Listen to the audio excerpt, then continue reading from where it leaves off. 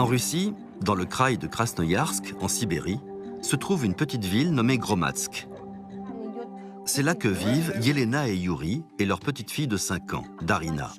Une petite fille pleine d'énergie qui adore s'amuser chez elle avec ses jouets.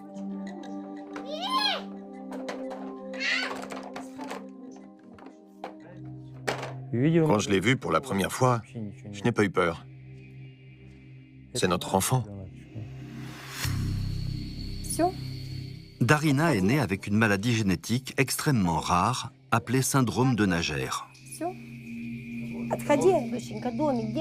Cette maladie est due à un défaut génétique dans l'utérus, qui provoque une anomalie faciale, en particulier un sous-développement des os de la mandibule et une réduction de la chair au niveau des pommettes. Dans quelques jours, Darina a un rendez-vous médical pour voir si la chirurgie va pouvoir remédier à cette malformation.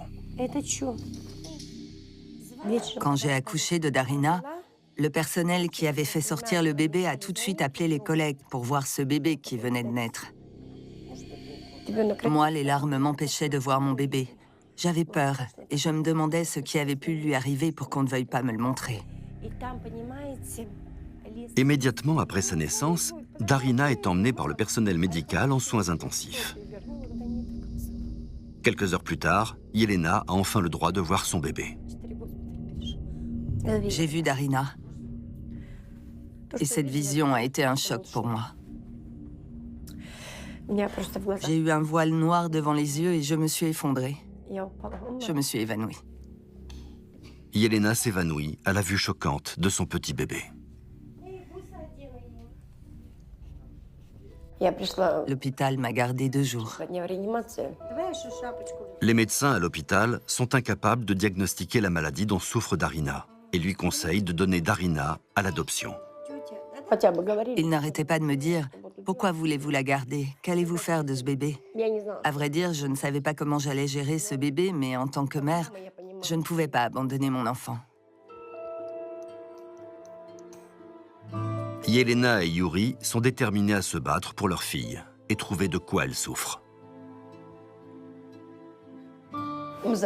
On l'a ramenée à la maison et les choses se sont corsées. Elle était très souvent malade, bébé. Son palais n'arrêtait pas de saigner et ses lèvres partaient en lambeaux. Malheureusement, Yuri et Yelena ne reçoivent pas des docteurs locaux l'aide dont ils auraient besoin. Ils ne cessaient de nous répéter que ce qu'elle avait n'était ni reconnu ni expliqué par la science. Certains docteurs ont dit des choses terribles, comme par exemple « Pourquoi avez-vous accouché d'un tel enfant ?» ou « Vous ne voyez pas qu'elle est monstrueuse ?» Privée de lèvres et de menton, et avec une bouche béante qui saignait constamment, l'apparence choquante de Darina provoque des réactions hostiles, même de la part de ses proches. Ils faisaient comme si elle n'existait pas. Elle n'a jamais vu le reste de sa famille. Ils ne l'ont jamais acceptée.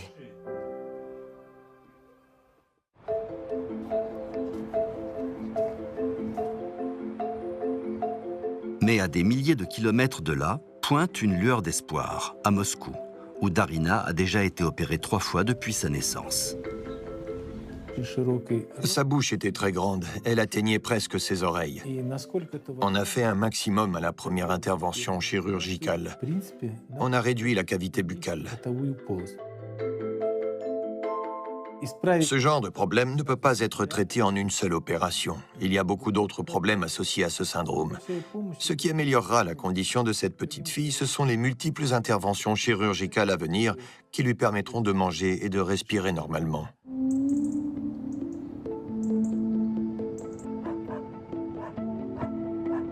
Dans quelques jours, les parents de Darina vont emmener leur fille à Moscou pour voir si les médecins peuvent procéder à la prochaine intervention chirurgicale mandibulaire. J'espère qu'ils vont pouvoir l'opérer pour qu'au minimum, elle puisse fermer la bouche. C'est notre rêve, qu'elle puisse manger normalement sans avoir honte d'elle-même. Саша, Валя.